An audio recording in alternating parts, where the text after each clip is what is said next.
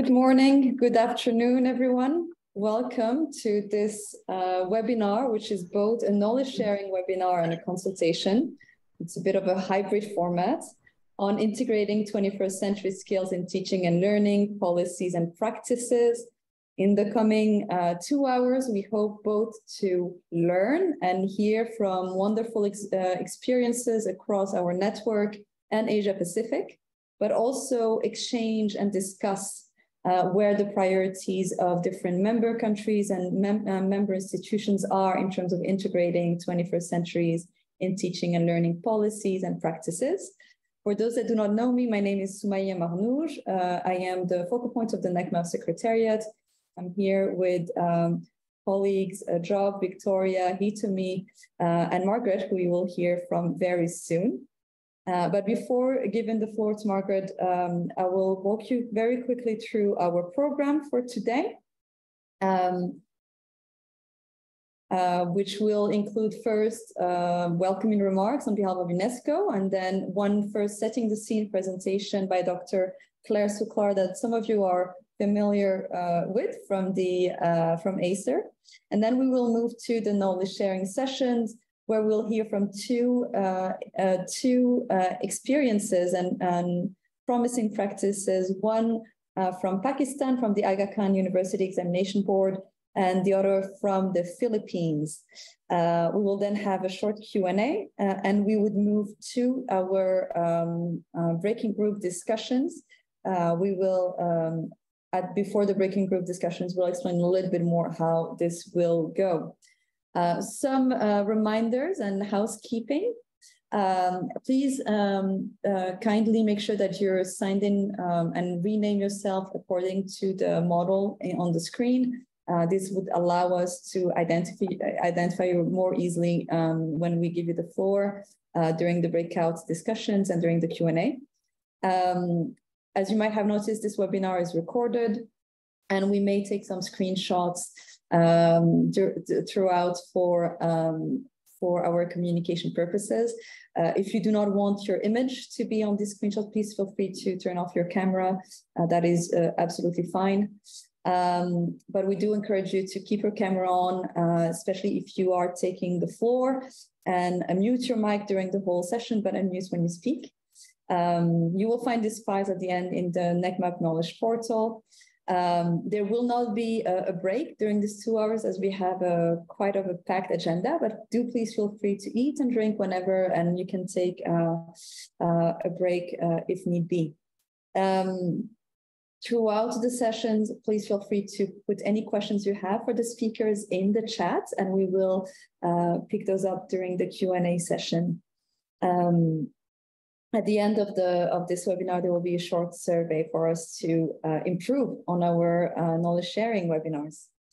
So this is all for me, and without further ado, I give the floor to Margaret Sachs-Israel, who's the Chief of Section for Inclusive and Quality Education, UNESCO Bangkok, for some welcoming remarks.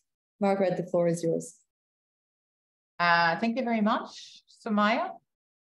It's a great pleasure for me to be here today and to welcome all of you to this meeting, which is, as Soumaya already said, focusing on integrating 21st century skills in teaching and learning policies and practices.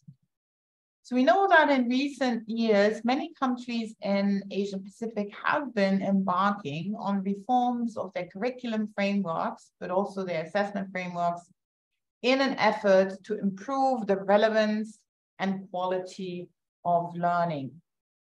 As part of these reforms, countries have been integrating 21st century skills not only into curriculum and assessment frameworks, but also into the teaching and learning process, and therefore into teacher training. So we'll be looking at all of this today.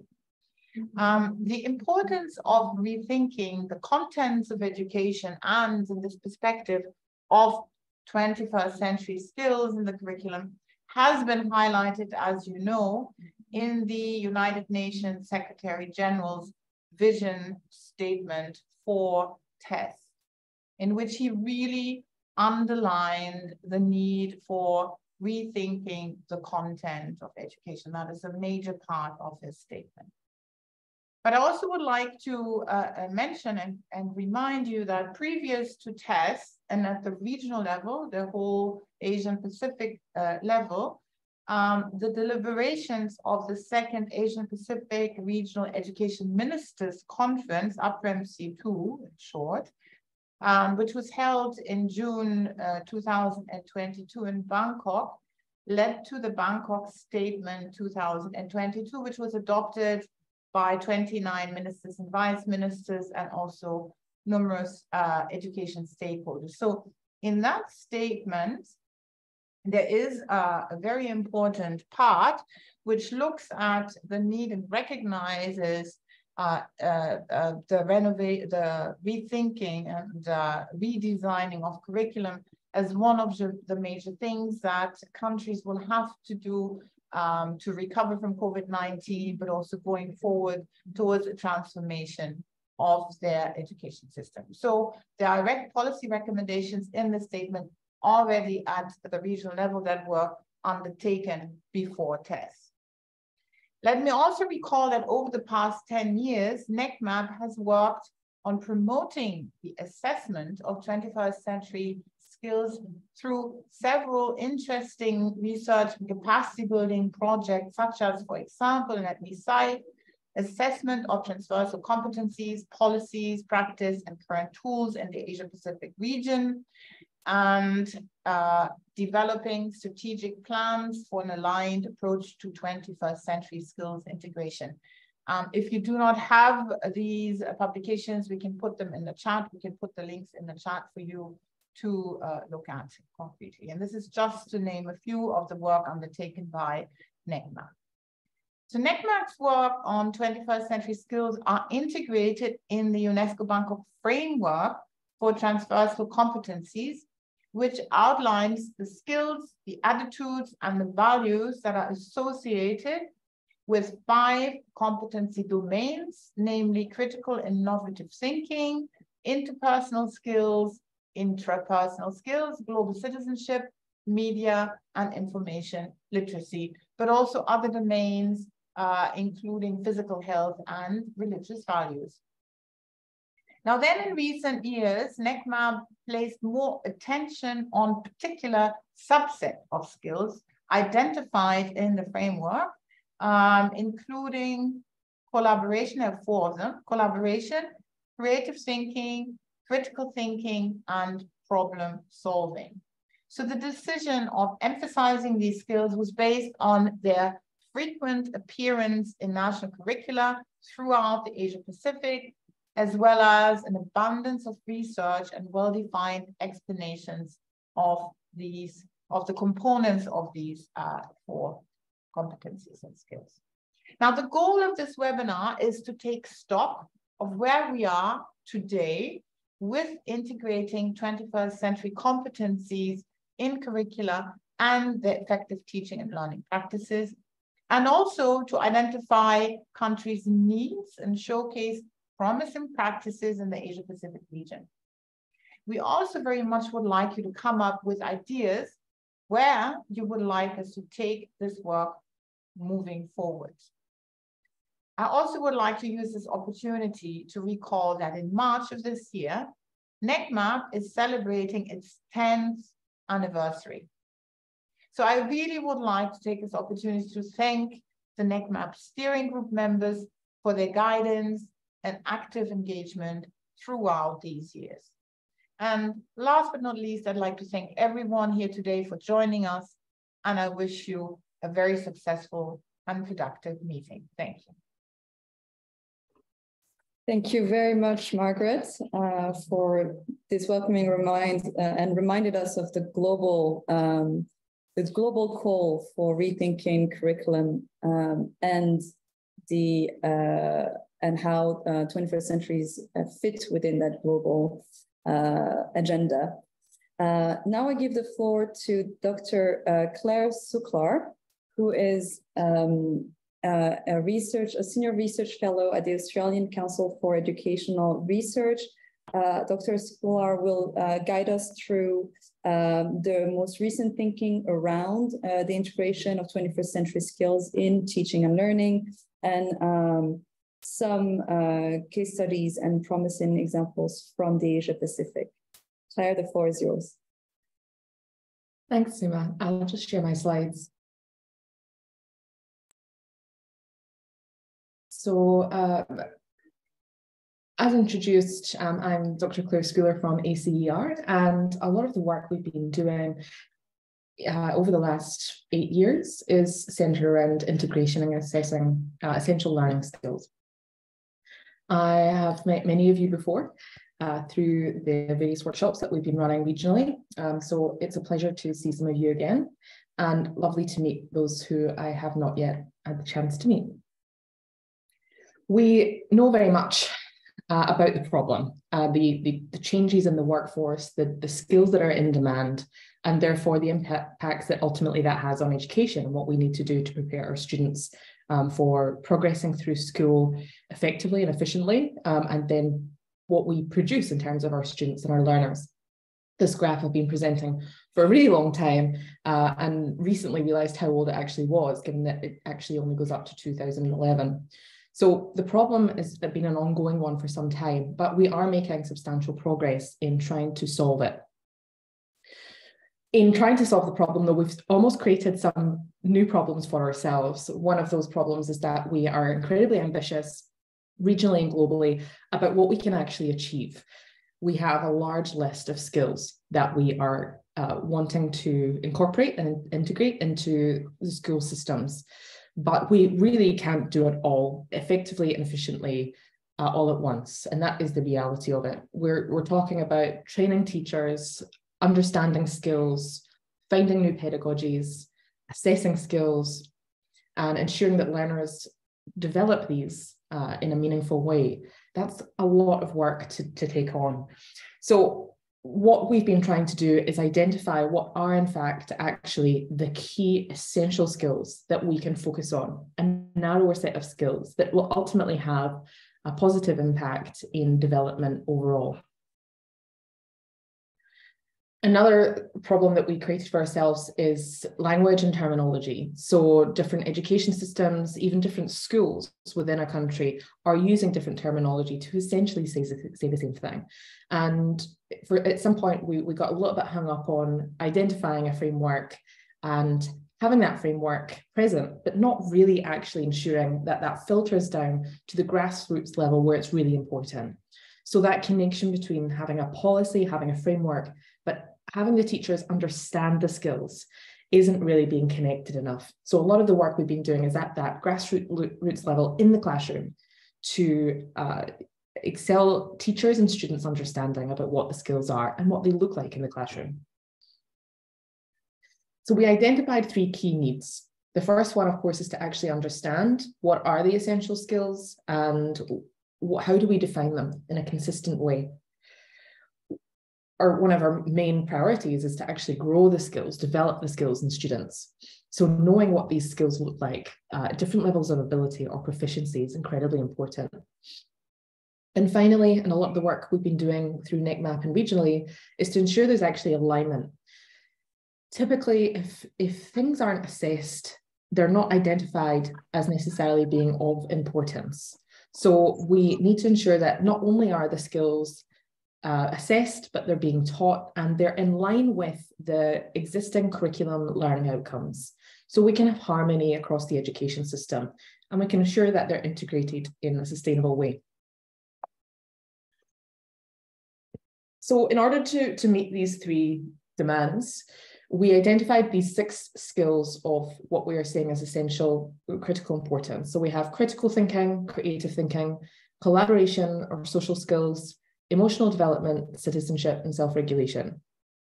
The concept being that if we can develop these 6 skills in students, and then we are essentially providing them with a toolkit, resources that they can use and apply in their learning to progress their knowledge, but also to develop holistically, to become more empathetic people, to become more resilient learners, and to be able to cope with modern life when they leave school. As I mentioned, the focus on these skills and on identifying these particular skills is that we know that we're able to develop or grow these skills. We can identify levels of proficiency in each of these skills, and we can actually have an impact on that in terms of teaching and interventions. We can measure that growth. We've developed frameworks for each of these skills, and the first three are published now: critical thinking, creative thinking, and collaboration, with the other three intending to be published about June this year. In defining these skills in a really detailed way, we're trying to provide the language and terminology that can be used consistently. So our initial intention was for the frameworks to be used at a school level, so that teachers within a school are using the same language to describe the skills, regardless of which domain that they're teaching. In fact, the frameworks have ended up being used at country level now as well, so that different schools within a country are using the same language, but also people working within ministries of education can use the same frameworks, i.e. the same language, to describe the skills. I won't go through the frameworks in detail, and as I say, those frameworks are publicly available, so you can have a look at those in your own time if you wish to. And some of you will be familiar with these anyway, but as you can see, we've got a broad definition of each of the skills, and then we've broken the skills down into essential strands and then subsequent aspects. The concept is that each of these aspects ultimately, collectively represent the overall skill, but it's actually at the aspect level that we work.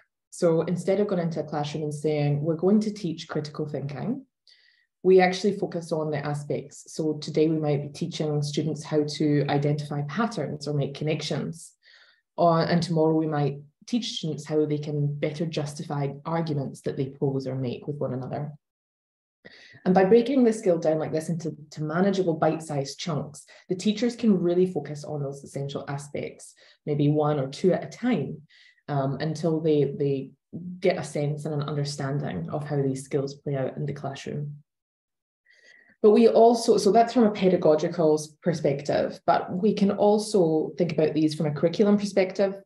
When we're trying to audit our curriculum documents, or we're trying to embed further the skills into learning outcomes, we can look at the aspect level. So we can look for opportunities in the curriculum where we can teach students to apply logic or to identify assumptions and motivations across different learning areas. And finally, we can also use the aspects in measurement or assessment. So we would embed items into assessments that measure each of these aspects, or we can develop new assessments that measure a wide range of these aspects.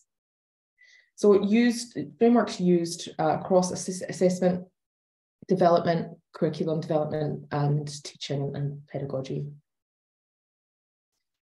We can see the collaboration one and the creative thinking one take the same approach. And as I say, there's three more to come for citizenship, self-regulation, and emotional development. This is just another example of where we're working at that aspect level. So on the left-hand side here, you can see two of the aspects for collaboration.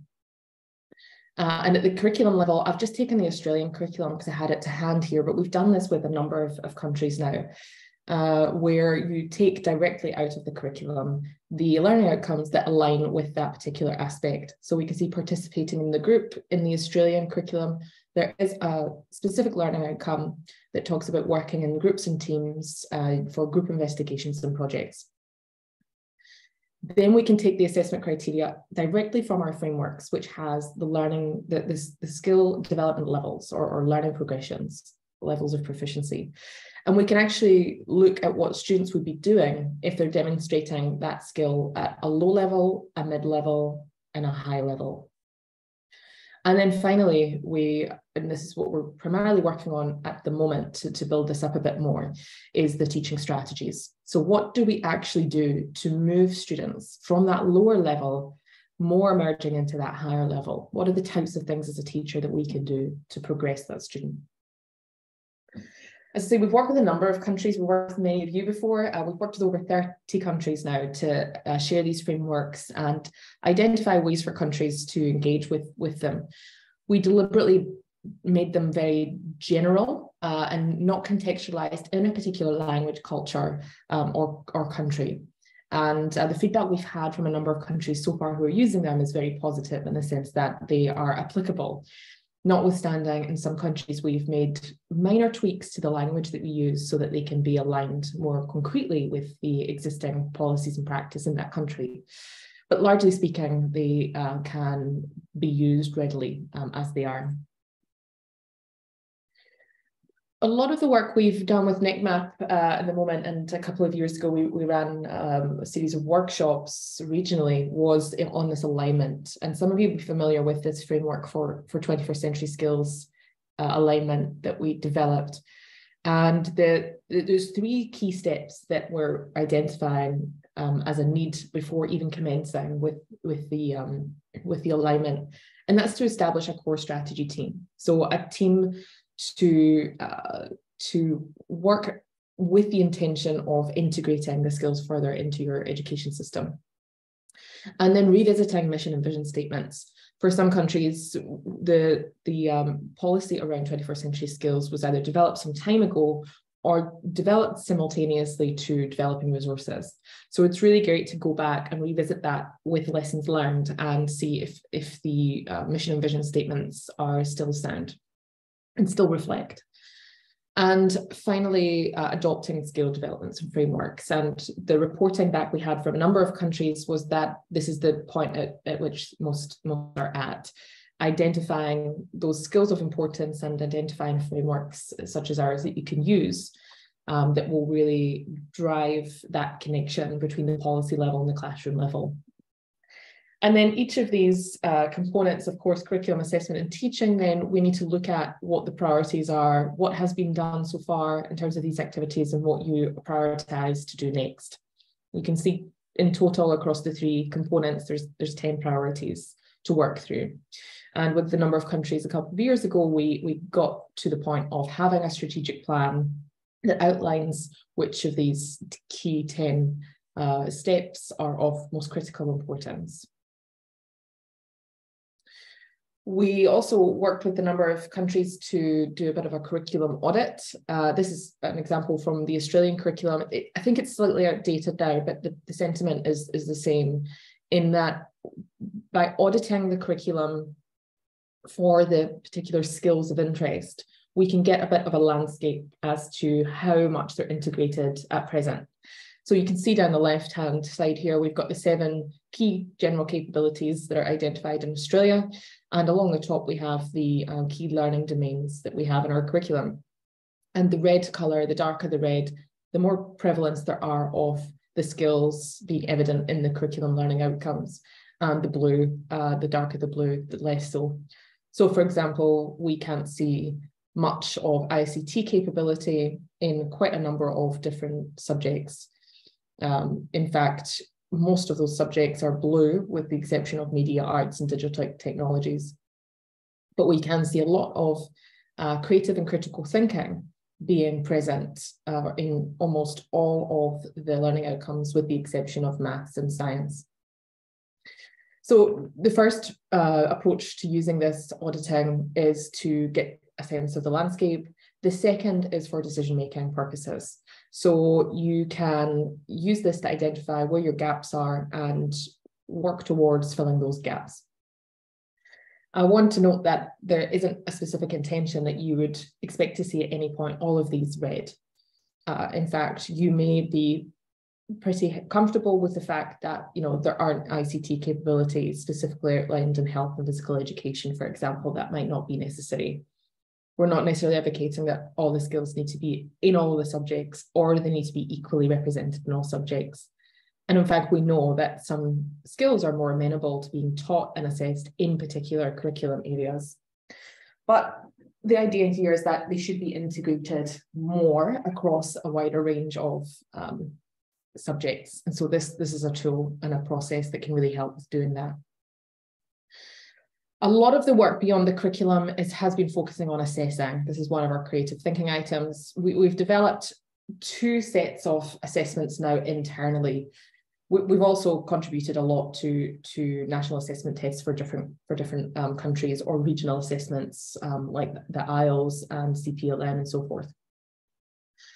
However, internally we have these two sets of assessments, and the first one is an online assessment for measuring critical thinking and creative thinking across grades 6 to 10, and the two separate tests, one for each of those skills. And you can see one of the items for creative thinking here.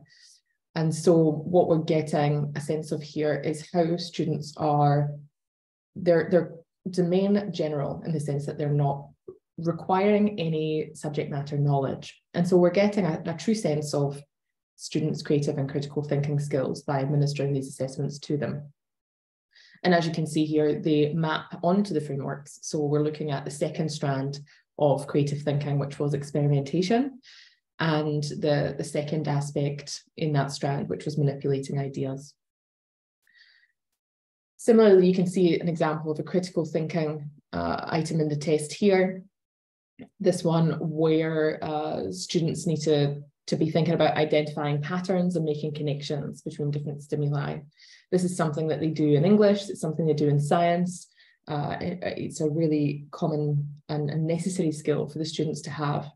So for example, in this item, students are asked a number of questions about how to categorize the different birds. So in this example, we've got bird 2, which is the middle in the top row, and bird 4, which is the first one on the second row. And we're asking students to identify why they might form their own category. So hopefully some of you have guessed that the reason that they would form their own category is because we can't see their legs. And there's a number of different ways that you could categorize these birds, which way they're facing, whether they're flying, whether we can see their wings or not, whether they're on the move, and so forth. And this is actually a task that we took into the classroom offline as well, where students did this in pairs and they worked together to think of the different categories for a number of different stimuli. So it's quite a versatile way of testing and teaching students these skills. So this assessment can be used at national level or school level. It's online and takes about an hour for students to complete each of the critical and the creative thinking assessments. The other assessment that we've been working on is problem-based learning. So we have developed an assessment template for measuring critical thinking, creative thinking, and collaboration over a series of tasks. So this is actually something that teachers would run as a sort of longer term activity over a series of classes. In total, it comprises of 10 tasks, but you can actually do anywhere between 3 tasks, 1 to measure each of the skills, or the full 10 tasks. We can certainly measure these skills in a number of different ways, but problem-based learning does seem to be particularly amenable to measuring these skills, because the problem-based learning itself is by proxy requires students to think critically, be creative in solving problems, and we're putting students in groups to work on these assessments. So we are encouraging and testing collaboration as well. We initially started with 2 different assessments, a humanities-centered module and a STEM-centered module. I'll just give you a little bit of insight into the humanities one quickly. So the scenario, the problem that we gave students, problem scenario, was about refugee resettlement. And the problems that we're trying to give students are ones that are authentic and typically housed in real life. So we could be talking about really large problems that go across a number of disciplines, like climate change, refugee resettlement, STEM design concepts, and so forth. Or you could focus on really narrow curriculum-based problems. For example, volcano activity in geography. And the idea with the assessments is that teachers can actually plug and play into the assessments their own context, but the assessment shell with the rubrics and the tasks stays the same regardless. So it's a set of resources that you can use and put in your own problem context as you wish. In this scenario where it was based on a real situation in Australia where the government decided to resettle a number of refugees into the community. And we posed the problem to students to think of the best ways that we can actually smoothly transition these people into our local community.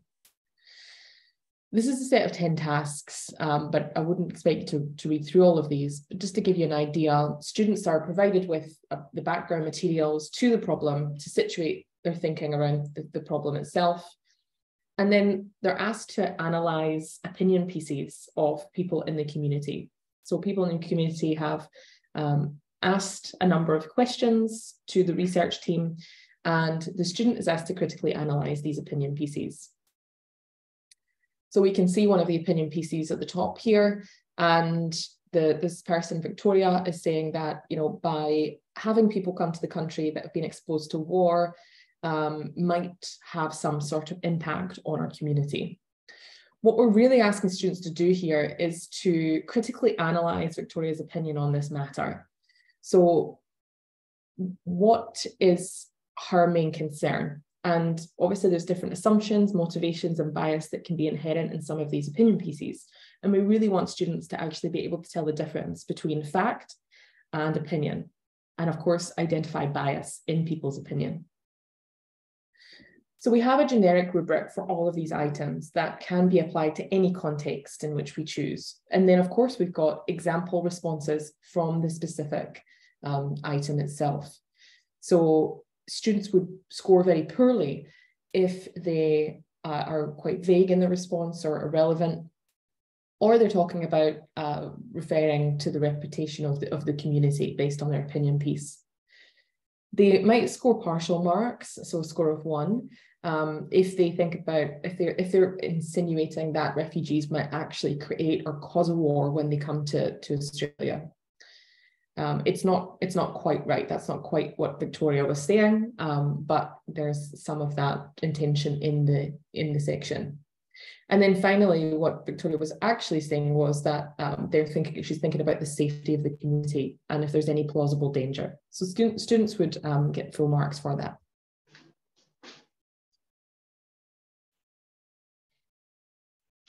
Another part of the task then is to come up with a number of different ideas. So students will initially brainstorm a number of ideas for their problem themselves, and then they will go to into groups of 3, and then they will brainstorm which idea of the three in the group is the best.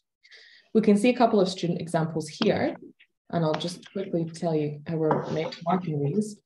But you can see this is actually a poor example from a student. So they had 8 options to respond, and they've only responded 4 times.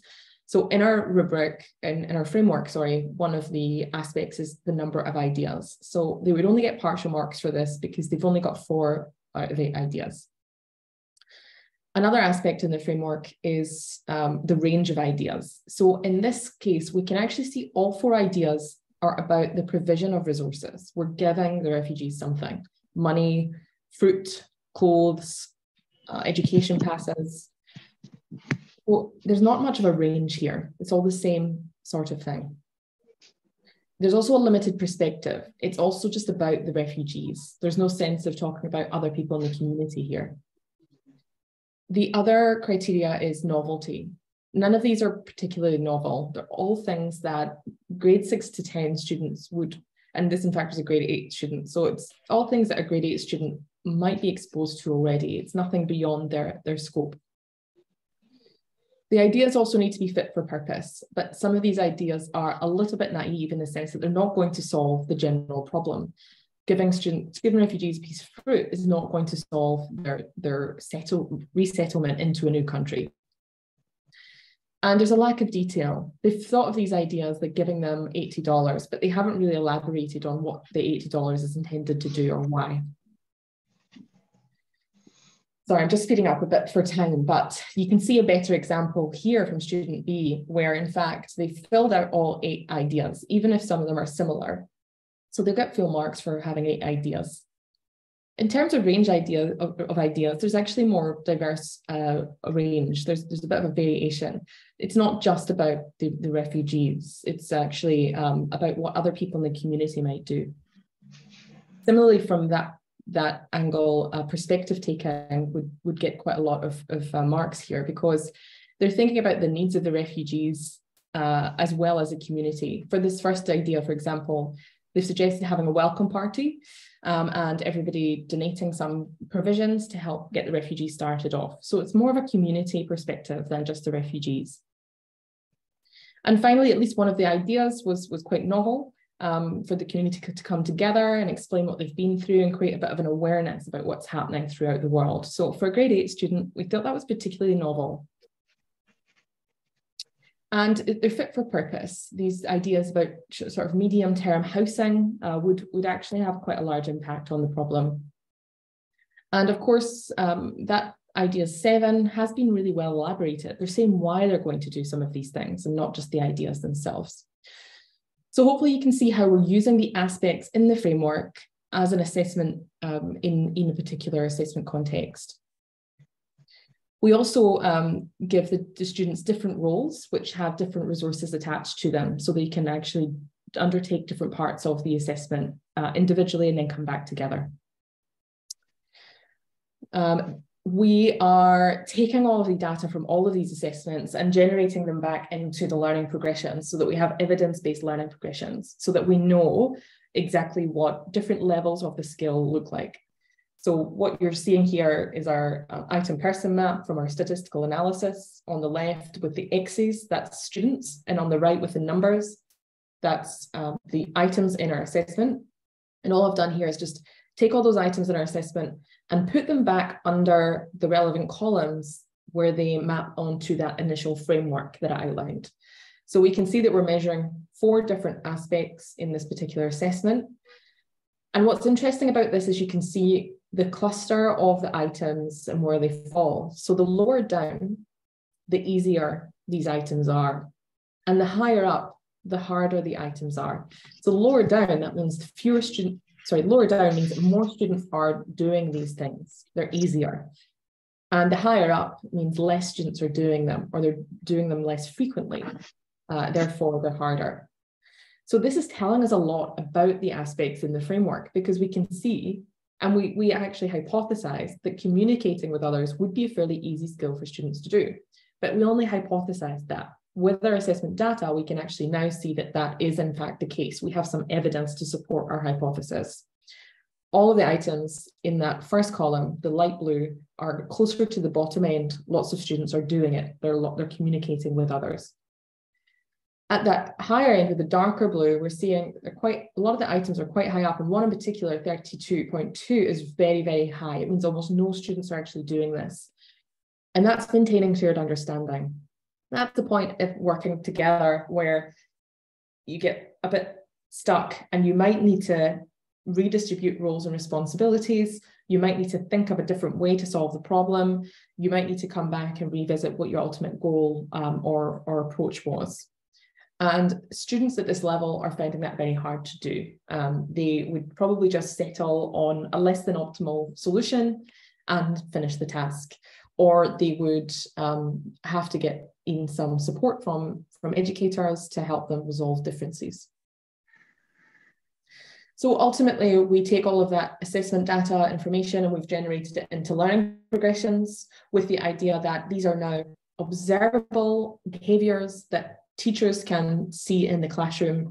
We can identify and map where students are at in their learning on each of these aspects, strands and skills, and look to the next level to see what they can do next, to see what they need to do next to progress and grow.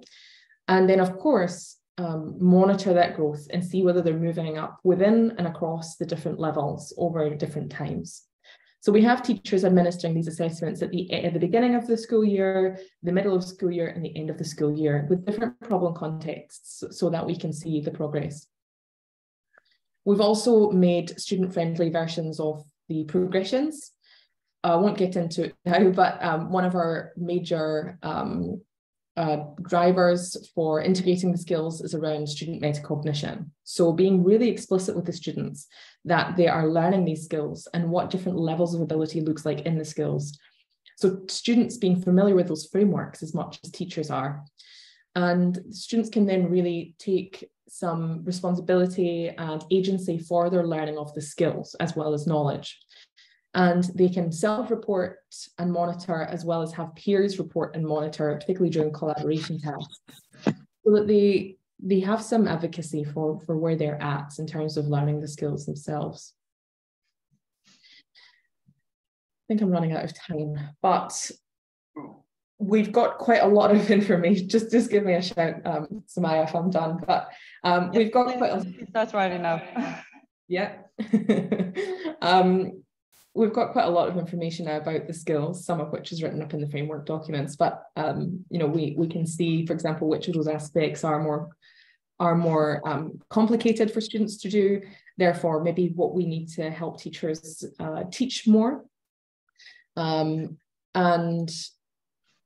also what the sort of expectation is of students at different ages. So as I say, we've been assessing these at grade 6, grade 8 and grade 10. And so we can see what things are more challenging for students of different ages. And also we're able to see that the teaching and the assessing of these skills can be transferable across different learning domains. We can also see as well where there's some crossover with the constructs. So although we've defined each of these skills as individual skills, we know that there's some overlap, particularly say for critical and creative thinking. So one of the really nice findings that we identified from our assessment data, when we ran a factor analysis, which essentially categorizes all of the items in your assessment, it sort of clusters them into associated groups. What we've found was that actually we expected there to be two factors, one for creative thinking, one for critical thinking. But in fact, we ended up with 3 factors. And the third factor contained 2 aspects of critical thinking and 2 aspects of creative thinking, which essentially is indicating that those 4 aspects are probably what ties together creative thinking and critical thinking as connected skills. So although we can still describe them and teach them as individual skills, there is a natural overlap there. So that assessment data is really helping us understand these skills and, as I say, really help to teach them and assess them and monitor them more effectively in the classroom. Lots more to talk about, but so do other people. So I'll leave it there. Any questions, of course, you can ask me now, or more than happy to receive emails after the webinar as well to respond to any follow-up questions you might have. Thank you very much, Claire. Just a reminder to everyone, if you have questions for the speakers, please write them in the chat. We may not have the time to do like a proper Q&A, but so I also invite Claire, if you see questions addressed to you in the chat, please do reply to them right away. Yes, and thank you so much for the presentation. And I very much appreciate and would like to thank on behalf of NEQMAP the role that ACER has been playing within the network in terms of pushing forward the work and the research in this area around 21st century skills and further defining more precisely some of the skills construct and moving to the measurement aspect of it. So we really hope that we can continue to count on your leadership and support in this priority area this year. So now we move to country-specific examples. First with an example coming to us from Pakistan. I would like to invite Ms. Munira Muhammad, lead special assessment, and Mr. Ali Aslam Bijani, manager for teacher training, both from the Aga Khan University Examination Board, to present to us their project around measuring what matters using problem-based learning approaches. Munira and Ali, the floor is yours. Thank you. And just a reminder for all speakers, you have a timer at the top of the screen that should allow you to get a sense of where you are. You'll have 15 minutes. Thank you very much. Thank you. Samaya, if you may allow me to just for a minute, just give an overview before my colleagues can take over. Absolutely. Thank you very much. Thank you once again, Sumaya. We are thrilled to present our work on measuring what matters in today's webinar organized by NEQMAP. Before we start our presentation, I want to share that we have been involved with schools and offer project-based learning programs to schools in Pakistan for the last 10 years. And our PBL approach focuses on the assessment of the 21st century skills. Today, my colleagues, both Munira and Ali, will present our work in which massive investment has been made in terms of time and knowledge for research, development, and implementation. At present, we are in a position to take this forward even further, which we will talk more on this in our presentation. To give you an overview of the education system in Pakistan, our education system is categorized as pre-primary, primary, middle, secondary, higher secondary, and tertiary levels. There are major challenges in education in Pakistan, both in terms of access and quality. Around 20 million children in Pakistan are out of school. We have a massive dropout rate, and some of the reasons for high dropout is due to lack of schools, teachers, poor facilities, poor learning, and poor learning outcomes. If you go to the next slide, we are from the Aga Khan University Examination Board, which was established through the ordinance of the government of Pakistan as the first private university examination board in this country. As an awarding body, we are also given mandate to work in the development and implementation in K-12 system, to introduce a fair and transparent system, promote conceptual learning, bring in quality assessment, which can in turn improve classroom teaching and learning. I will now hand over to my colleague Munira to share about our work in PBL and assessment of the 21st century skills. Munira, over to you, please. Thank you so much, Dr. Jiwa. A very good morning and very good afternoon to everyone as well. So I would like to start today by sharing with you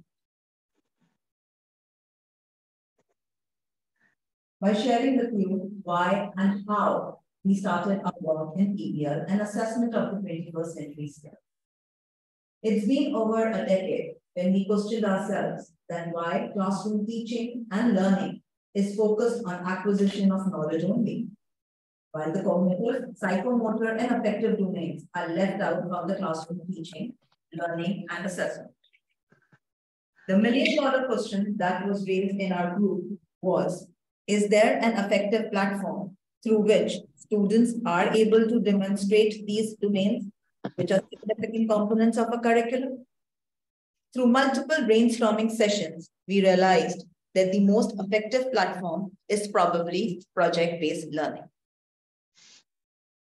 However, there were several questions raised about how PBL approach can be embedded in the existing educational system. You can see some of the major concerns on the left side of the screen that needed to be addressed. We had to ensure that our PBL approach should be less resource intensive. There should be a structure to continuously support the teachers for capacity building. Projects need to be developed carefully so that it not only allows enough time to develop the skills, but also provide multiple opportunities for students to demonstrate 21st century skills, thus nurturing lifelong learners. Putting all the pieces of the puzzle together, we developed project-based learning framework, which centered around the process of lifelong learning. This slide shows the details of each of the components of our framework. To ensure the validity of the projects, we align its content with the curriculum and SDGs, whereas reliability through standardized rubrics.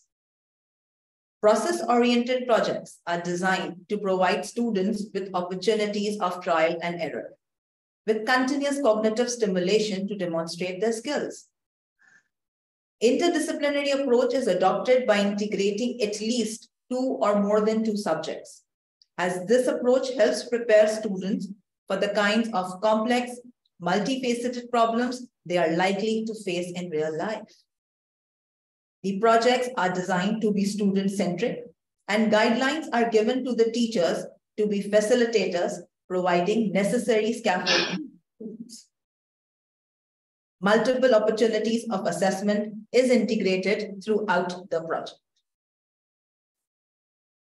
To ensure that we are globally aligned, the 2 key components of the framework that I want to highlight are relevance to the community and the context. This is keeping in view the national needs that includes global citizenship, entrepreneurship, etc., and the assessment of 21st century skills. Both these components are aligned with the ERI NET's framework of transversal competency, which was talked about by Margaret in its introductory session. Here is the snapshot of how our PBL framework is translated into project development. We receive continuous feedback from the practitioners, school leadership, students who have experienced our PBL program. Based on these feedbacks, our experts generate ideas, which leads towards project writing and resource development, such as projects, teacher's guide, digital libraries, for those who do not have access to internet, especially in the remote mountainous regions. These documents undergo multiple reviews, followed by designing and printing of the project books. Throughout the entire process, the major focus is to ensure that the projects have multiple opportunities for the student to demonstrate the 21st century skill. Here is a glimpse of the first 2 pages of a project. The project starts with a driving question. The driving question is, how can I plan my trip to Norway? The purpose of such driving question addresses some of our key themes, such as global citizenship, pluralism, and diversity. And if you see the learning goals, it guides a student to locate Norway on the world map, as well, and to explore and learn the culture of Norway and compare it with their own culture. So far, I spoke on the design and PBL framework. My colleague Ali will speak on assessment of 21st century skills through project-based learning. Over to you, Ali. Thank you, Munira. Greetings to everyone. So here are the multiple tools we use to assess 21st century skills. First one, from the left, is a 7-point rubric scale used by the teachers for continuous assessment. Here is the zoomed image of the rubric. The first column from the left lists the 21st century skills taken from our PBL framework, while other columns are the descriptors of each skills in progression, having a scale from 1 to 7. In this scale, scored points 2, 4, and 6 are transition points. Upon finishing the project, students have the opportunity to review their performance on individual skills and determine their current level. Coming back to the previous slide, the last 2 assessment tools are self and peer assessment tools for the students. To make these tools student-friendly, there are icons for students to express their feelings about their performance. This is a good opportunity for the students to self-reflect and respect their peers. At the end of the year, the aggregated rubric scores are reported in form of a bar graph. The green bars on the graph represent student score on each skill, while the black dots are the class norms. This enables the students to compare their scores with class average. In addition, the student also receives feedback on each skill based on their aggregated rubric score. As you can see, based on the performance, a student may receive feedback on teamwork as positive and effective contribution to teamwork, respectful and supportive of others. Here, I want to give an overview on how our PBL framework is translated into implementation. Starting from the left, the first phase is all about the development of the resources which Munira shared earlier. This is followed by a continuous support for teachers in building their capacity for implementing PBL and assessment of 21st century skills. The scores are submitted by the schools and are analyzed by our experts. Based on the analysis, moderations of scores is done by bringing group of schools together. The scores are finalized, reported, and students are given feedback as I showed you in the previous slides. Our goal is for each student to engage in around 1,000 hours of PBL through their academic journey from grade 4 to grade 12. Furthermore, we aim to consistently evaluate all domains through continuous assessment during this period. Munira, in one of her slides, mentioned that PBL is resource intensive. And for us, it was critical that to make the implementation of our PBL approach successful, it must be affordable, such that no child pays more than US 50 cents per month, which equates to around 150 Pakistani rupees. In this first decade, we have achieved several milestones. We have a bank of more than 150 projects. Over 8,000 teachers' capacity has been built to assess 21st century skills through PBL. Over 100,000 students have gone through this program.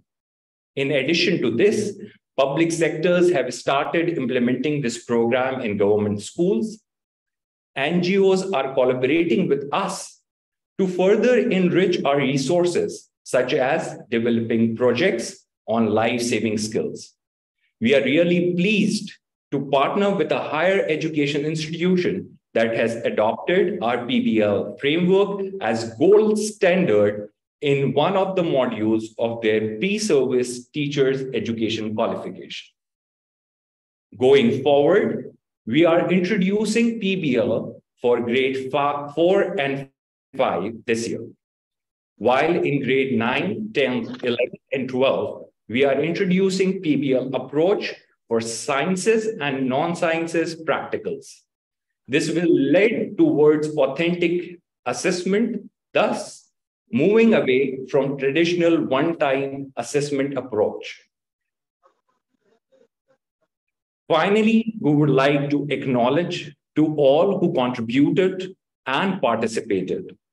Concluding, I would like to share a 3-minute video with you in which one of our students, Ikra, is sharing her thoughts regarding our PBL approach. Sumaya, if you can help me with that. Yes, we're about to start sharing the video. Give us 1 second.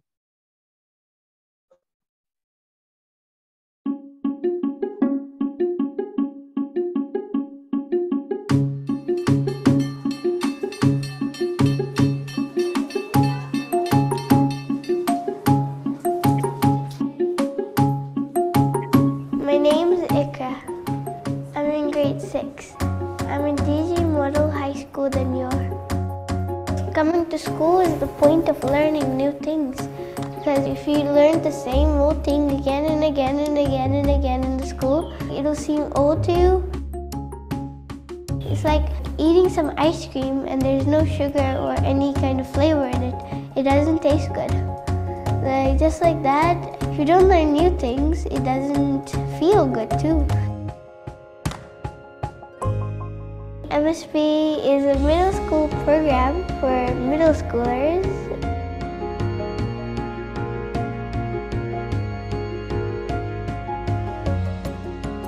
The workbooks are more exciting than the textbooks because there are more projects. You get to do more researching and you get to do more team working.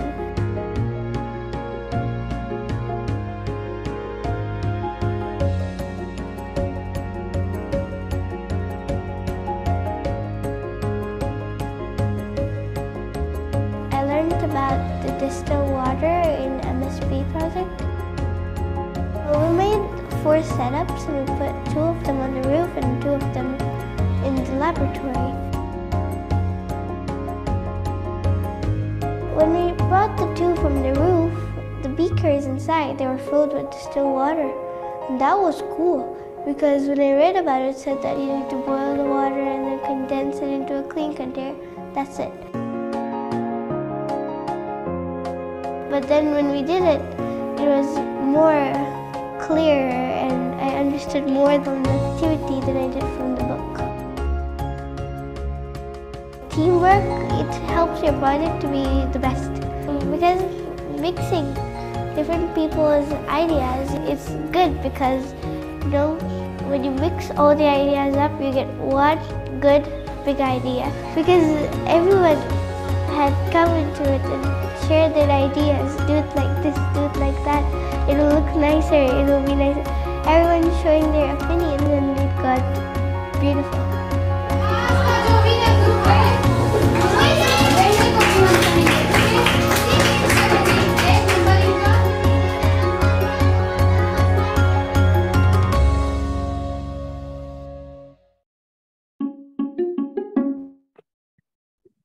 Thank you very much, Shehzad, Munira, and Ali for this, for the presentation and for sharing the video. And this great experience of using project-based learning as a means to widen the set of competencies that are taught, learned, but also assessed in classrooms. Now we move to the final presentation of this knowledge sharing session, which will highlight the experience of the Philippines in integrating 21st century skills in teaching and learning from Dr. Mary-Therese Bustos, who's the director of the Assessment, Curriculum and Technology Research Center.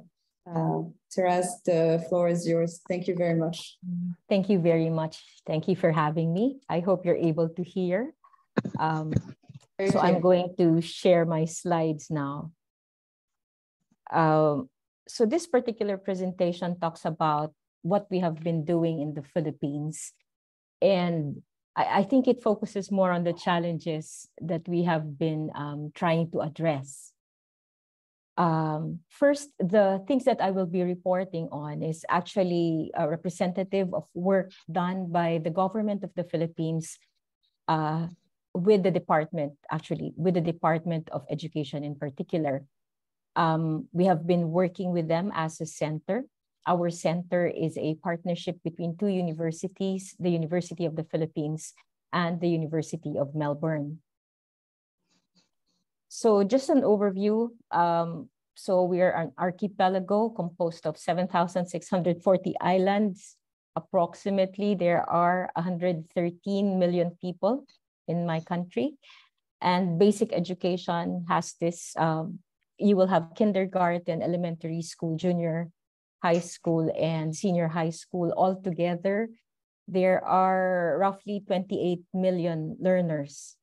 And so when we think about teaching and learning 21st century skills, that's the magnitude by which we would like to have, for which we would like our programs to reach that many learners. And so in our law, this is Republic Act 10533, which is the law that expanded our basic education system to 13 years, which includes kindergarten and 2 years in senior high school. 21st century skills have been explicitly included in our framework. And you will find that in that colorful circle around the child. And so there are 4 21st century sets of 21st century skills that are focused, that our country focuses on.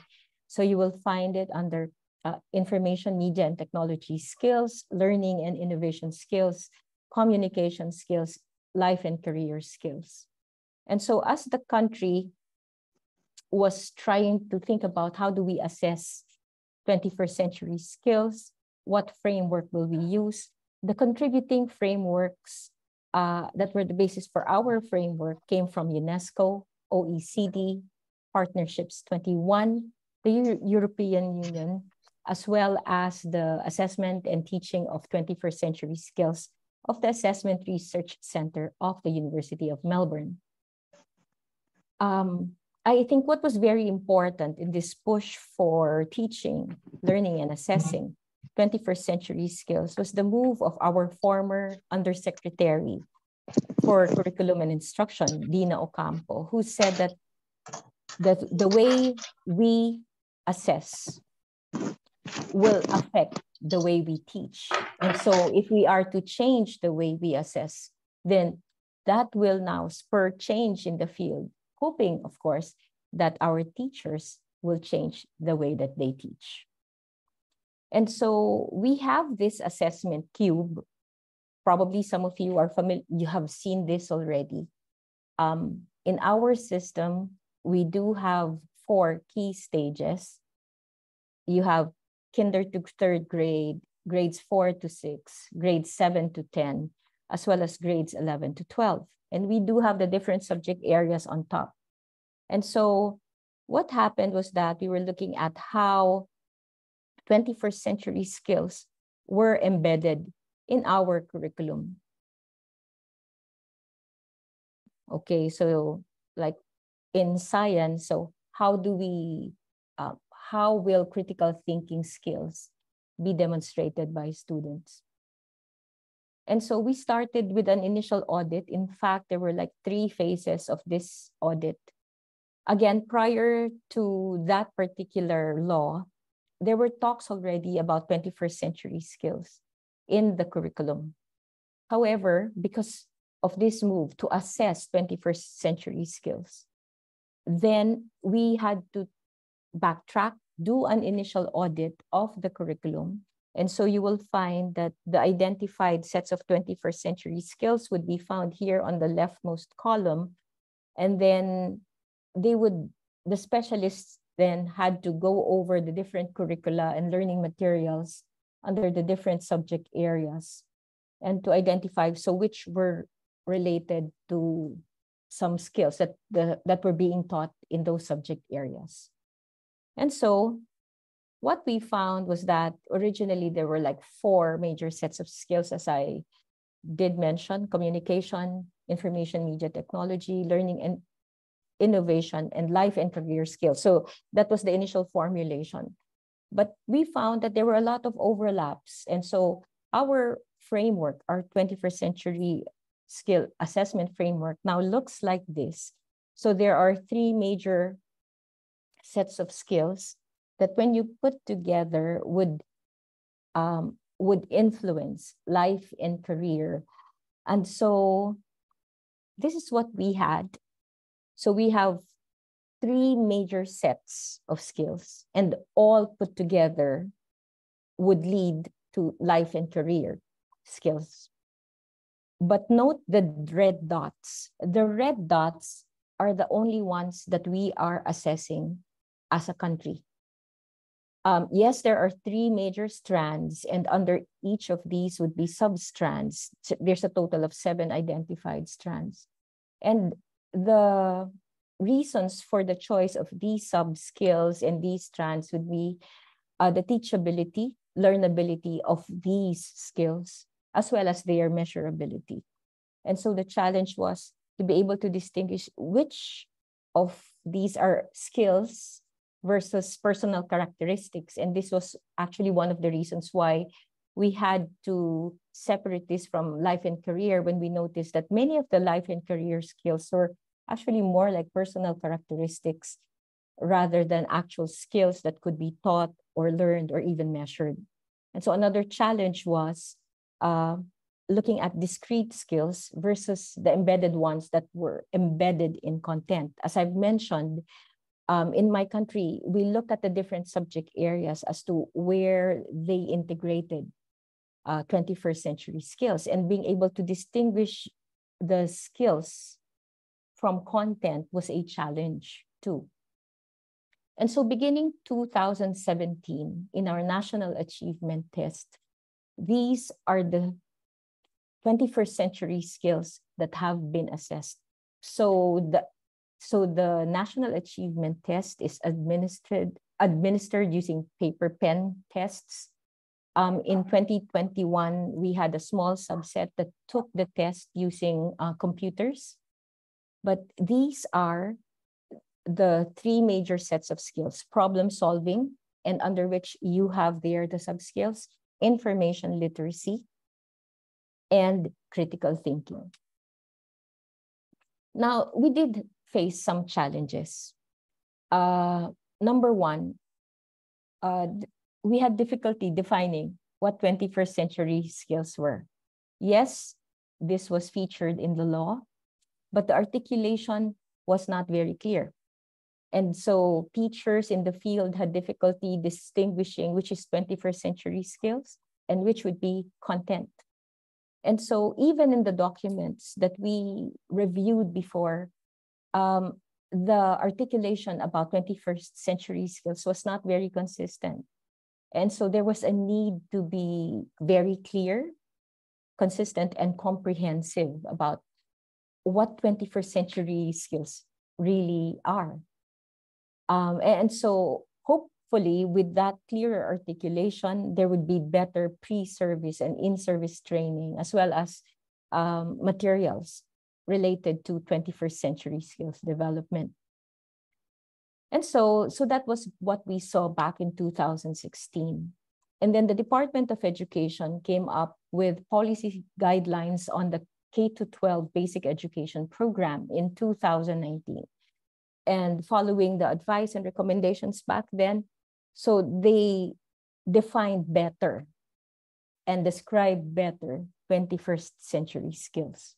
However, when ACER did the study back in 2019, that was with Claire, as well as with the ACT-RC, our center's review of the K-12 curriculum, still the problems that we saw in 2016 were present, that still teachers lacked an understanding of the nature of 21st century skills and how to teach them.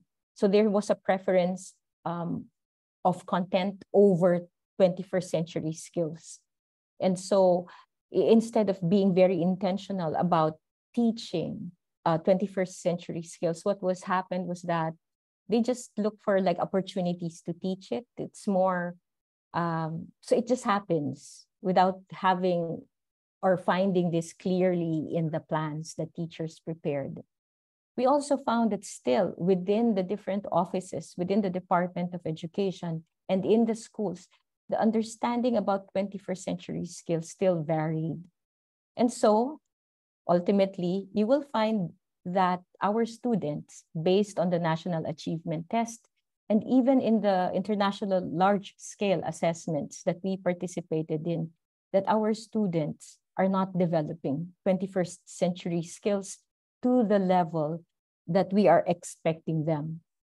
So what is the Department of Education doing right now? So the department is in the process of preparing a revised curriculum as a result of the curriculum review, as a result, again, of our performance in the international large-scale assessments, as well as the national assessments. And so one of the actions done was they had to revisit the 21st century skill framework and really articulate what it means. And so the new list contains the descriptions of behavior, the demonstrations of behavior that correspond to these different skills. And this is a far cry from the previous documents that have been released where you have general descriptions of what these skills are. Because even if those skills were identified before, the degree of detail, I think, was the main focus of this new framework that was coming out. Still, the country is focusing on those 4 skills that I mentioned, but they are now more specific in what those are. In fact, for learning and innovation, they have 5 sub-skills. For information, media, and technology, they have 5 sub-skills. Communication, 7 sub-skills. And for life and career, they have 6. So altogether, they identified in detail 23 skills. And what happened was, so with the revised curriculum, they did an audit of whether these skills were being covered by the different subject areas. And so you will find these articulation in the shaping papers that were prepared, as well as the curriculum. They are in the process of creating learning materials and teacher guides. And so with this better articulation of 21st century skills, we are hoping also that we would have better training, not just better training of teachers who are already in the service, but better training of teachers coming from higher education institutions, teacher education institutions. So when Victoria asked me, how would I describe what was going on in the Philippines? I would describe what's going on in like a spiral. Things are recurring. We find out certain problems, we try to fix them, and then we try to, assess again, and then we find out, we're not yet where we want to be. And so it's like a spiral of trying to really understand what 21st century skills are. How do you teach it? And then what would be the best ways to assess it?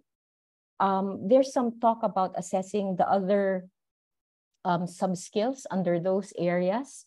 However, as of this year, we are still assessing only those 3, namely information literacy, problem solving, and critical thinking. So if you have any questions about the Philippines, do ask later. Thank you very much. Thank you very much, Therese, for this great presentation of the current situation in the Philippines, also like walking us through the thinking and all the experience throughout the years. Very much like the example of the spiral, and I think that's actually a good metaphor and bringing together the 3 presentations, which highlighted kind of that. Basically, when we were trying to integrate 21st century skills in our teaching and learning, it is not linear. We don't start by defining and putting in the curriculum, then defining the assessment materials, and then bringing it to the implementation of the school. There's a bit of learning from the experience and bringing it back to clarifying the definitions and clarifying the curriculum framework itself. And it's very clear through the 3 experiences, and hopefully this thinking can also inform our discussions in the coming hour. So we're running a little bit over time. I do not see any question at the moment in the chat. There was a question earlier that was asked during Claire's presentation, but happy if anyone from the speakers want to pick it up, which was about the differences between teaching and learning 21st century skills in formal and non-formal setting, and how assessment of 21st century skills in both settings may differ, and if there's specific tools that are more adapted to this too. So I don't know if anyone wants to give like a 2-minute answer to that, or writing in the chat from our speakers.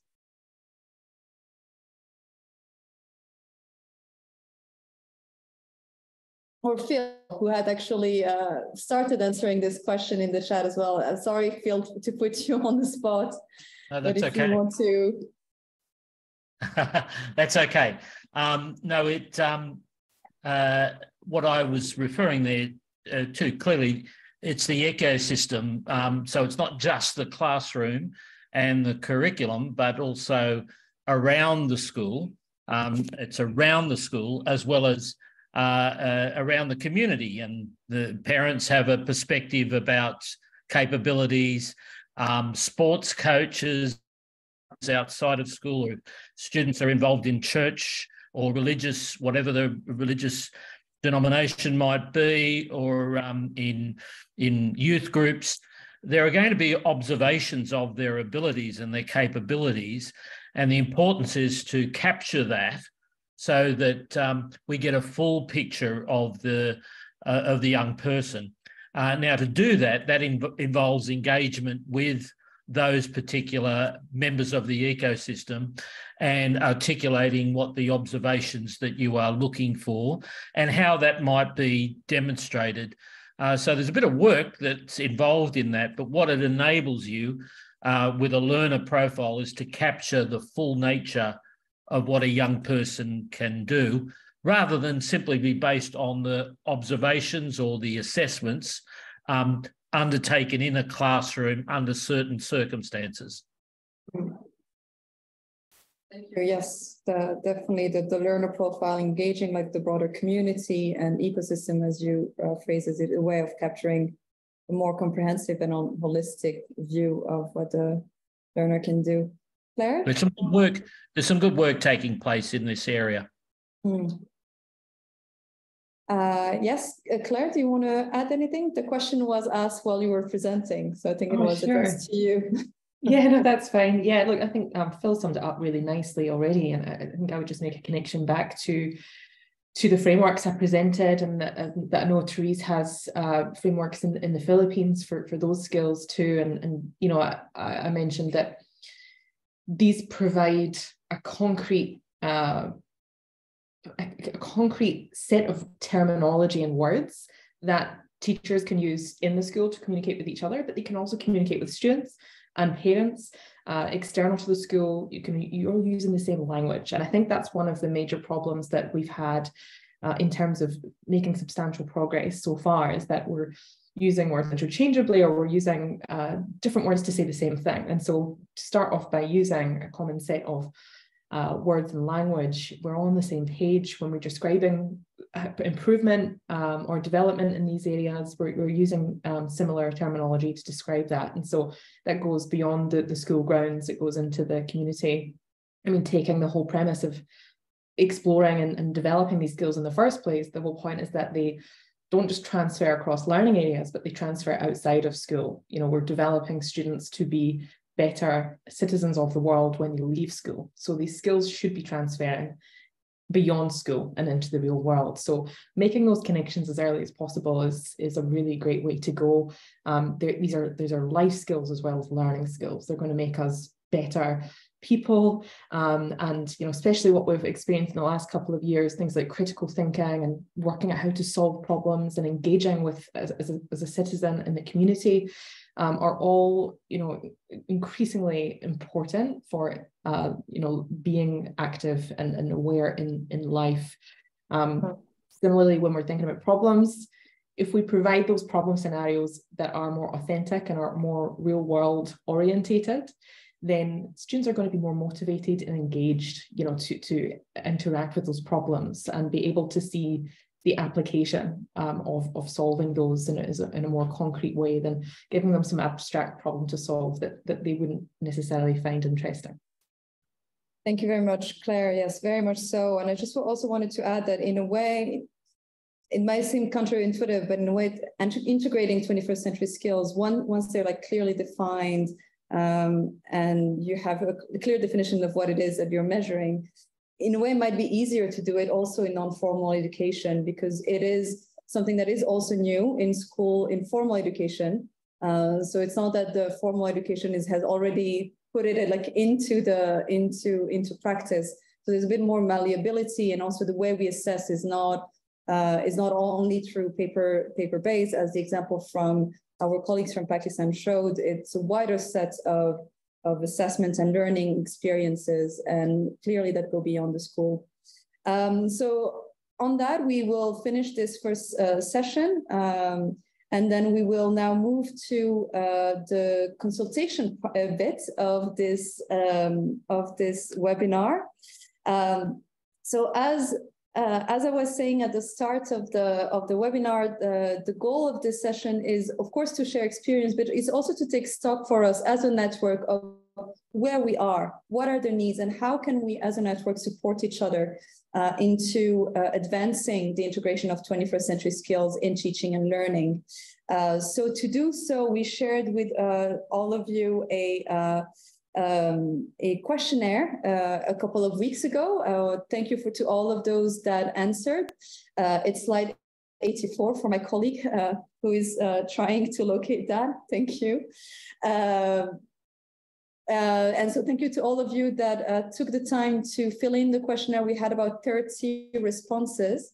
And so this slide summarizes a bit what were the main priorities in terms of your work in 21st century skills. And it's very clear that the questioning at the moment in many countries remain around the definition. So this idea of we need clearer definitions, we need to be able to define the domains, the subdomains.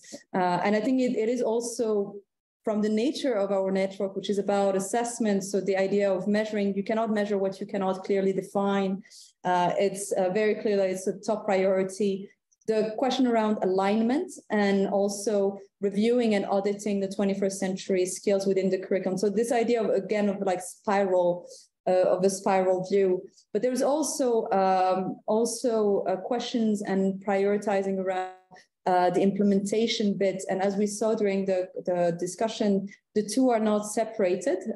It is very much like a back and forth between testing, piloting in the classrooms and in the schools, and then revising again. So this is basically what we put as the basis for our discussion. So the way we will do it, we will have about 20 minutes in breakout groups. The breakout groups will be based on your registration preferences. So you were asked in your registration what would be the priority in your country that you would like to discuss. And based on that, we created 3 groups. Again, I think the nature of who we are makes that there was a lot of demands and requests to look at design. So there will be 2 groups looking at the design of curriculum and assessment frameworks together. And there will be 1 group looking at implementation. Of course, again, the 2 groups are not, the 2 themes are not completely separate. So do please feel free if you're talking about design, but you want to also bring in aspects of implementation to do so, and similarly in implementation. Within design, as I said earlier, there's questions around the definitions, but also the creation of learning progressions, as the example of Claire pointed out, the need to really see what we assess at what level and what is the proficiency level that we're expecting is very important. And then also how to embed that within the subject areas, within the curriculum, and then looking at the assessment frameworks. Around the implementations, the themes of discussions are around professional development of teacher training, but also how you shift the culture and mindset of teaching and learning in the schools to make sure that these skills are valued and they're seen as important as other more traditional knowledge-based parts of the curriculum, but also looking at alignments with textbooks, with examinations, with other form of policies that may, if not align, I would say, oppose the implementation of those skills in the ground. So these are kind of like just general themes of discussions. You will have the facilitators will lead you through thinking about the gaps, priority challenges, and the way forward. So those of you that have already been chose groups will be assigned automatically to those groups. Those that have not, please remain in plenary, and my colleague will assign you in a minute. On that, see you in 20 minutes and see my group in a couple of seconds.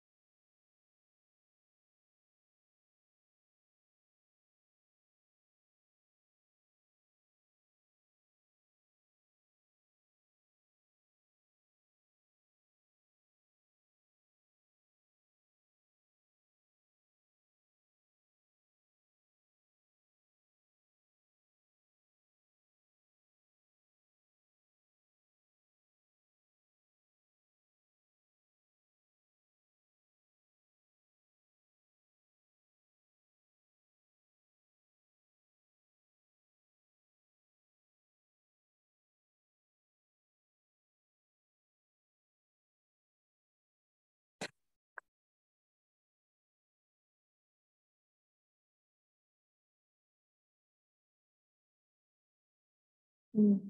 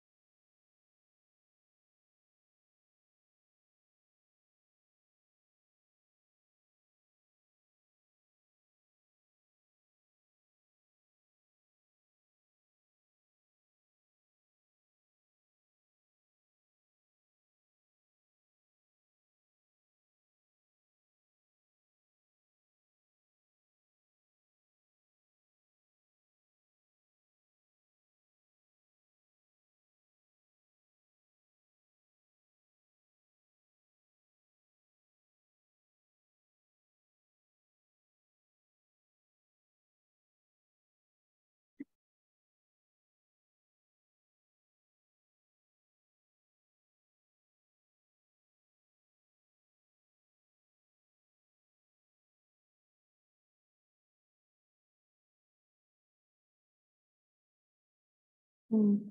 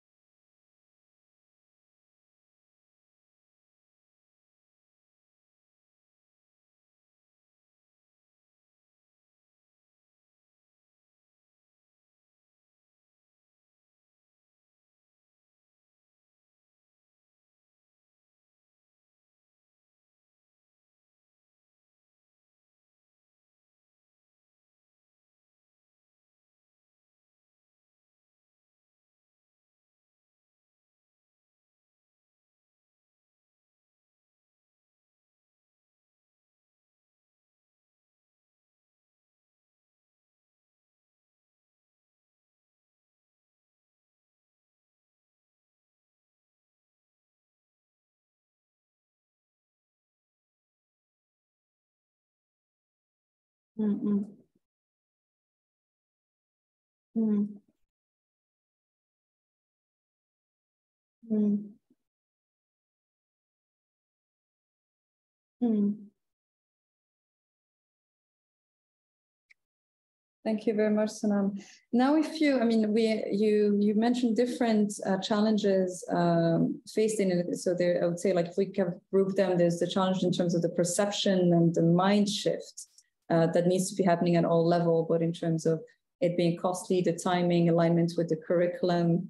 There's also, you mentioned the lack of definitions or like measurement tools. We also discussed about kind of like the teacher capacity and competencies and the reality of the classroom, which tends to be quite separate. So a question for all of you is, are there like any solutions or like promising ways forward that you're either exploring or that you wish to explore in the coming years?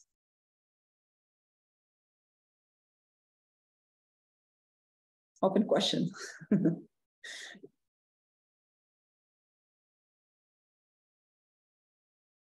Yes, please.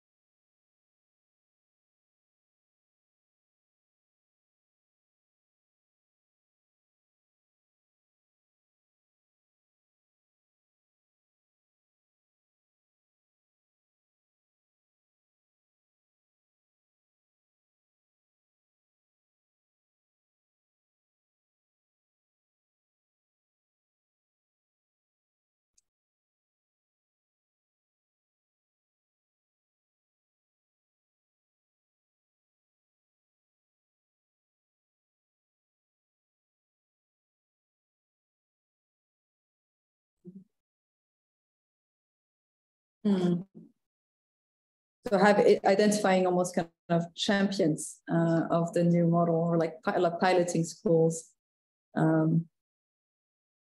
That's a great example. Yes.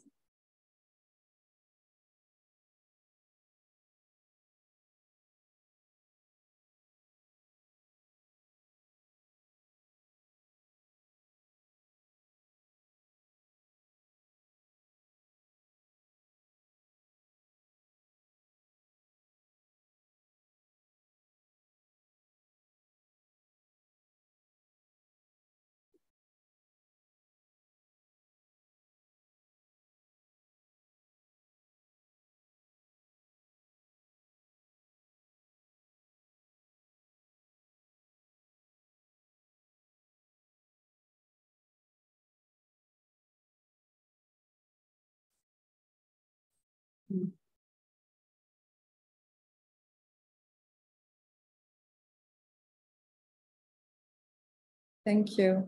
Yeah, so very much kind of like really going to the specific and making it sure that it actually speaks to the teacher and to the school context.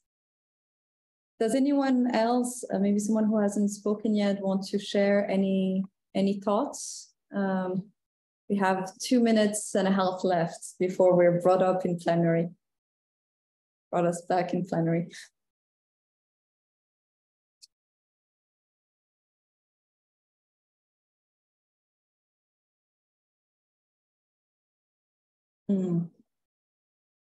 Well, in the meantime, maybe just to shift, because we talked a lot about the teaching, of course, of this assessment of this 21st century skills. I was also wondering, in terms of the measurements of the assessments, what your experiences have been, again, with the classroom assessment. So, of course, like there's the need to define very clearly, give the teachers, but has there been any other thinking around how to support the teachers with tools, guidelines around these in one hand?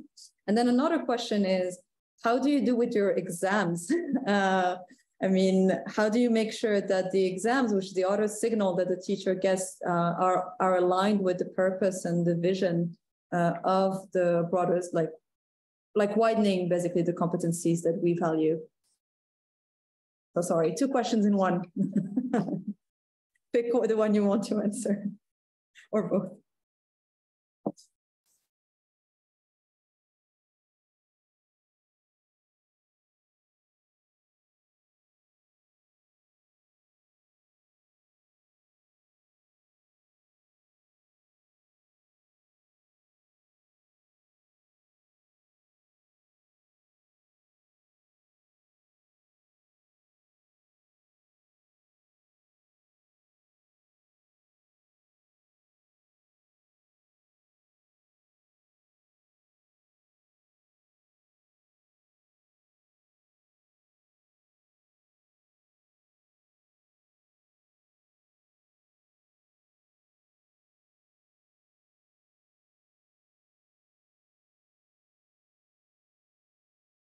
Mm-mm-mm.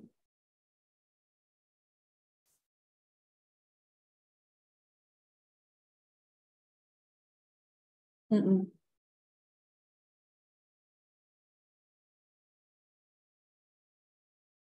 Absolutely, and there's always that question of how you ensure the reliability in terms of classroom assessment. We're going to be brought up now into the plenary. I just want to say a big thank you to everyone. This was a very fruitful discussion, and I hope that it also mutually benefited from it. And yeah, and we'll take that into account in the coming months, and as we're deciding how we can work all together. So see you in plenary. Bye-bye.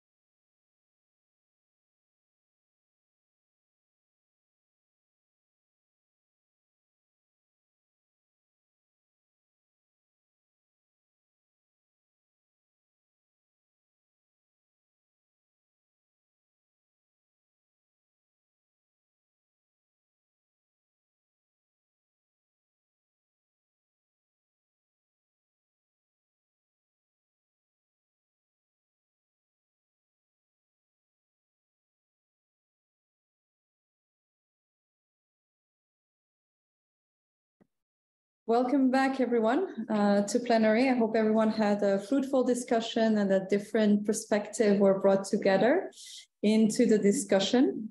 So we're reaching almost the end of this 2-hour webinar.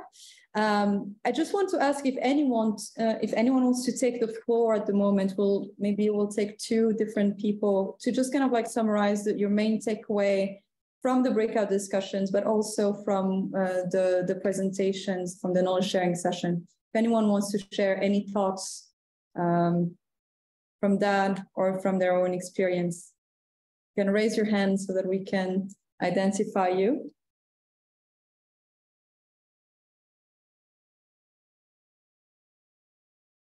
See one, okay, Phil. Hi. Yes, thank you. Just 2 observations, really. One of the classic issues that we touched on in our last group there was about the crowdedness of the curriculum overload and how sometimes teachers and others and critics can see as 21st century skills as an add-on to what is already existing in the curriculum. And so embedding into the curriculum is one key strategy. The other one that I wanted to mention, I suppose, is 21st century skills, and it's a definitional one again, sorry to raise that, but as we know, when we talk about, and as the presenters talk about the work that has taken place, what we're talking about is not just skills, we're talking about dispositions, we're talking about knowledge, and so it's not adding, new skills, but it's actually embedding and recognizing skills, knowledge, competencies that is a collective. And yes, a skill, when we look at breaking down the framework and the elements of those skills as we define them,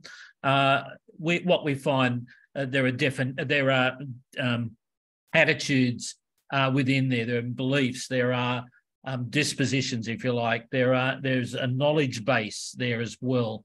So it's not adding on, it's embedding and really drawing that up and giving it new life. That's the way I would articulate it. Thank you, Phil. Yes, absolutely. My group also discussed a lot about the perception of curriculum overload and how to address that effectively.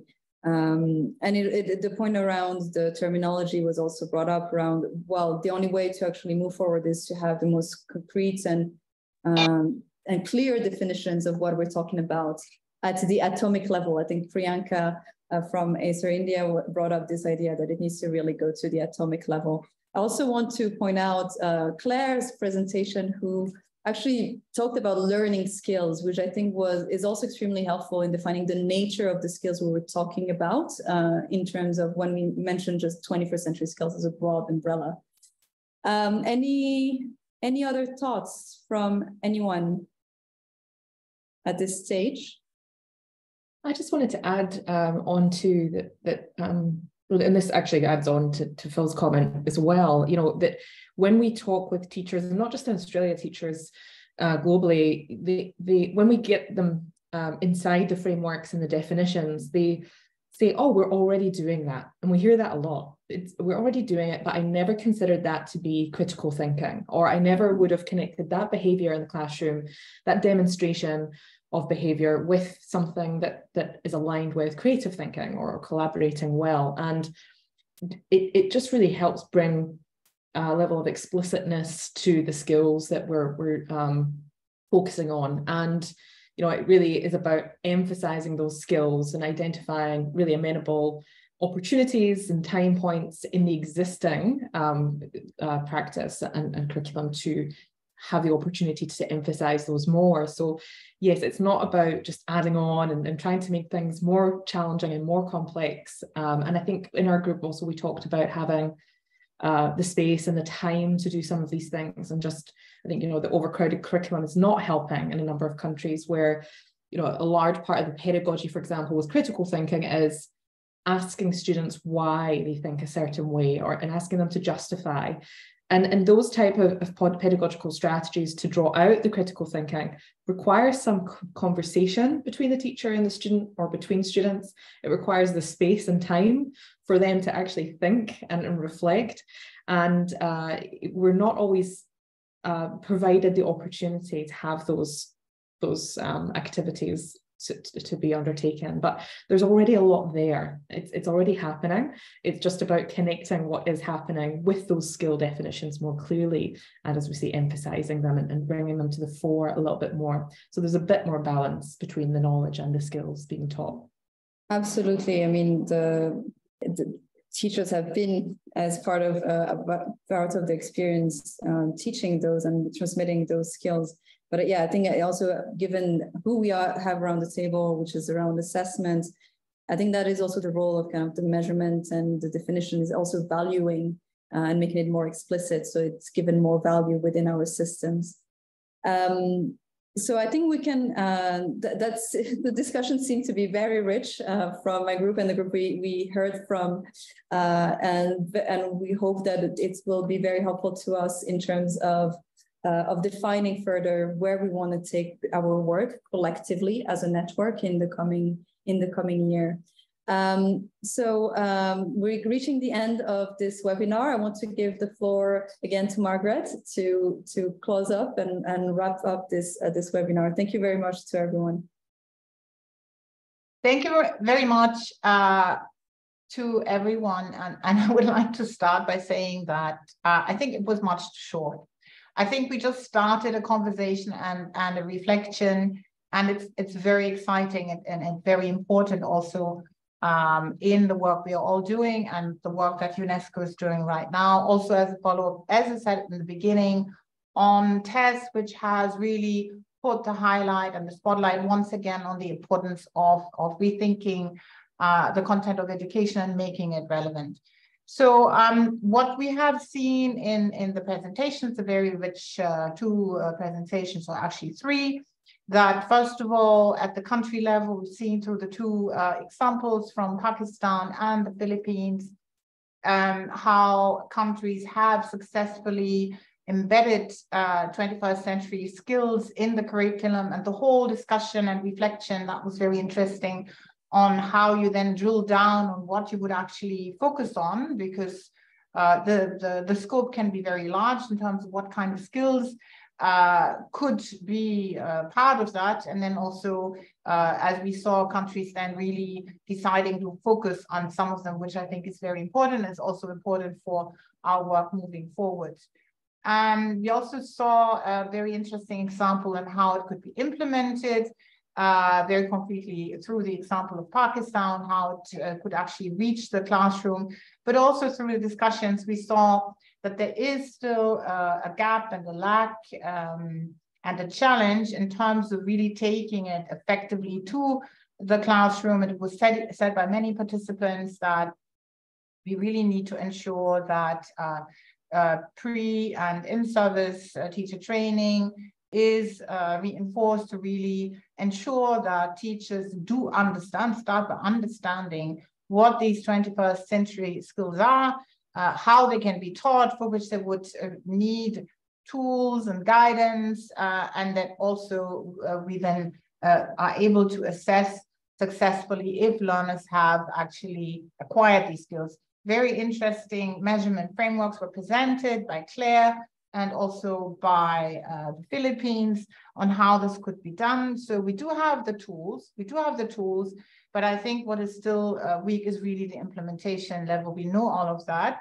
So in going forward, I think it would be good to, really see how, this implementation part could be supported in countries, working across what already exists, how we can support each other. That was mentioned in our group. How we can sort of, there should be more collaboration globally and regionally, and really bringing to scale what is there, and really ensuring that these 21st century skills are actually embedded and then taught in an effective manner. I think this is really, as I said in the beginning, a beginning of a conversation. I would look forward to, let's say, season 2 of further discussions on this topic, to go a little bit further and to see also, how we can, as I said, reinforce the implementation. So thank you very much, and we'll continue the discussions, and we'll have more webinars through our NEQMAP network, and looking forward to seeing you soon and another one, and also connecting with you as a follow-up of this workshop. Thank you very much. Thank you, Margaret. Just one little note of an upcoming webinar. So the next knowledge sharing webinar, so our shorter version of an hour, will be in March, on the 14th of March, and it will be a presentation of the creative thinking framework of PISA 2022 by the OECD. So we look forward to having you with us in March again for that knowledge sharing webinar. Have a good day, everyone. Thank you so much for joining. Bye-bye. Bye-bye.